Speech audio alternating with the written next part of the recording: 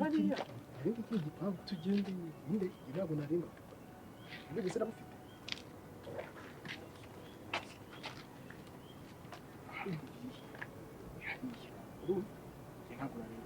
Isiko kirwa ko tugendayo. Ni impamvu uri kubyanga ni nayikubwiye niriye. Urumva reba nyine ubonye dushoranye twese turi kugenda dukomanga. Gusa nk'umuntu mukuru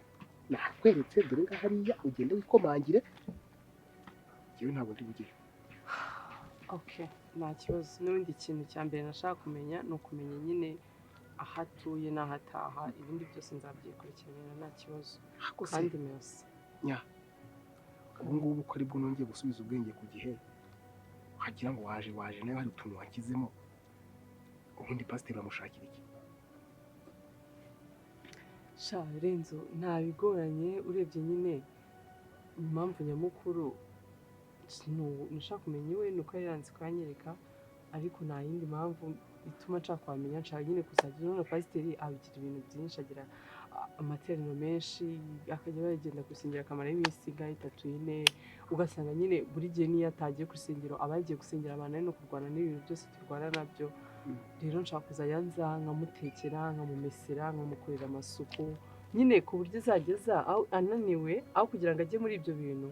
ahubwo agasanga amasuku yakozwe namutekeye nyine agahita nanarya nyine akagubwa neza. Abantu muri rukundo muransetsa uzi yuko bivuze nkumva ibyo bintu biri kuba wagira ngo nagafi bari kunsobona ndi kureba gusa ni byiza cyane. Erega ni umukozi w'Imana tugomba no kujya tumufasha muri urugendo tukamworohereza. Ese urukundo rwa umukozi w'Imana n'urukundo yaje mu rukundo nyine ntabwo nakora ibyo n'undi namukunda ndamukunda urabizi rero nshaka no kujya nyine mufasha amasheri wanjye nyine ntananirwe kandi mari ngenda ndi mu rugo n'ubundi twe mu rugo turi abakobwa benshi amasuku bayakora n'ibindi ubundi gutekereza ukuntu Imana ikunda abagabo ukuntu Imana yifashe igafata pastor igahita ivuga ati ngiye nkuremeye umukobwa mwiza nk'uyu nguyu abure muzakunda nageza gukora uzikora abandi bakobwa batajya bikora ibintu ese ratamazira uyirebye uvugishije ukuri si ubona mberanye na pastor reka mubwiza ukuri wagira ngo ni mwebwe Imana yari yifashe igenda bavuga ati uriya mukobwa na pastor nibo bagomba kugira gute kuba byarata ndabibona ariko asista wanjye Aisha we ntabwo ababyumva abumva ukuntu tutaberanye tugize ute kandi ngenda bireba nkabona ko tuberanye kabisa Imana Aisha afite ibibazo byinshi niba atanabireba Aisha uzagenda umubwira abanza agiye kwa muganga bamuvura amaso ariko sazaca he ko byakomeye ariko ibintu tubivamo uzamfashe tumugane kwa muganga bamuvura amaso. Ariko nanjye nkayoberwa impamvu mbaza bakuri pastor buri munsi kuzi ukuntu numva nishimye akire ugomba kuntakira uko bameze gusa nawe none se ubwo urumva erega umuntu arikundira kwikundira ndabyumva uzagerageza ukubwira ko nanjye nyine umukobwa mwiza kuko nifite amatsiko yo kumenya shawo ariko rero nyambara bazi kubwira utazigera umubwira yuko nge nawe twazanye aha hantu kwazi ko ngiye umuntu hazi ngiye nyine umuntu ntabwo nzamubwira nzashaka ikindi kintu nyine mubeshya ntabwo nzigera mubwira ko ari wahanyiritse kuko nkurikije ukuntu yanze ko mabona shaba mugani wawe ushaka kumubwira akakurakara rigarika banze kubwira iki pastor gituma yanga kumuza kumusura ushobora kuza kumusura mukamwana mugusha rega reba ubwiza bwawe kuko subwo ngiye urabona ngiye nyobewe inshingano za pastor ku buryo ngiye nabanje kumugusha iyo urukundo rwaje n'inshingano zirahagarara byihoreye nicyo nshaka nyamukuru ngiye no kujya nza adahari nje kumukorera nyine utwo dusuku bikiri kuri umwana mwiza uri umwana w'Imana ngiye maze kumenya ko usenga neza by'ukuri n'ukuri maze kumenya ko usenga abandi bakuga uri mu rugo se nze nkurebe wowe urashaka kuza udahari byamfashije ubu ngubu guhereye umunsi ngiye kuzangenda kuvuga ngo Nyambo n'umwana mwiza n'umuntu numva kuvuga nabi ngiye mwumva cyangwa dutagusirira dutatu abanza akantu ko kubanza nza gufasha shiri wanjye rega muri iyi minsi irakomeye Nyambo rwose kubona umuntu wakwizera uza nk'ubwo buryo niba ahita kubaza ati uri mu rugo nze ngutekere nanagufurire nanakogereza n'inkweto nakwa yewe ntabwo muzi ikigini nabikubwiye byo kwigira jetiri kandi Nyambo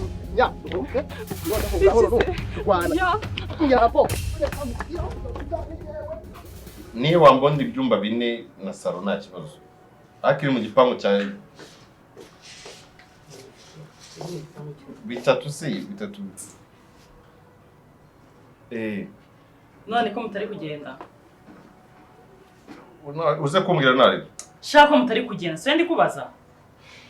ariko se baragenda bajye ntabwo bumva ko bari gushaka inzu ntabwo inzu yawe ntabwo tuyivemo uko bigenda kose ntabwo muyiraramo mwagakwiye kuba mwazinze mwagiye gushaka inzu mukabishakira inyuma y'igipangu cyanjye turi kubyumvikana hanyuma dusohora ibintu hanze none se tukabona inzu tukabona inzu yawe ntabwo bikunda mugiye mwajya mu maroji mwajya upfa kuba mutarashaka inzu murimo hano ubu si iminsi yose mwibutse gushaka inzu kuri finali Miki iki ubu tuvugana n'umuntu w'umukomisiyoneri inzu avuze ko ayibonye ngiye kujya kwishyura hanyuma tuzimika dutiza umunsi umwe gusa tukagera kuri wimukana nande wowe nande narakubwiye ngo bagomba kuguma hano bagomba kugenda teta ngo ki uvuze umbabari ubimenye kiramani ntabwo yava muri iyi seka uzenguruka ukora iki ntubakubwire Miki inzu yawe nayiguha ariko umugabo wanjye ntabwo ushobora kuguha umugabo wande wowe kira ntaramani n'umugabo wanjye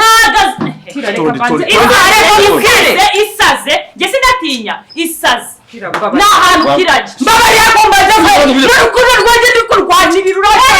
urukundo ako si ibyo ako se wamuretse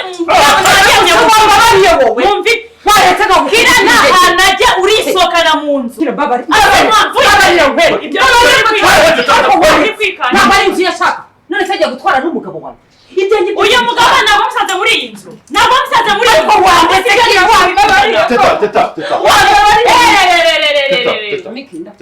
nyica nanjye ntabwo ndikimuka we kiramani n'umugabo wanjye umugabo wanjye w'uyu munsi umugabo wahehe ifata y'ubukwiriye muri iyi nzu ifata y'ubukwiriye muri iyi nzu wowe usohoke umva usohokane n'utwahi twawe nta kiramani ntava hano ujyahe wowe nayo ugitwikiraho gerageza turimo turasaba umunsi ngo turebe kandi dusohoke tugihe ese ujya hehe vuga ngo urimo uramusabira umunsi asohoka agende wowe ujya hehe kiramani guhera hano none aha n'izi saha mu gihe n'inzu tutarayibona turajya kurara muri rogi ntabwo wongera umva gendera muri rogi n'undi nizo yabagamo ajya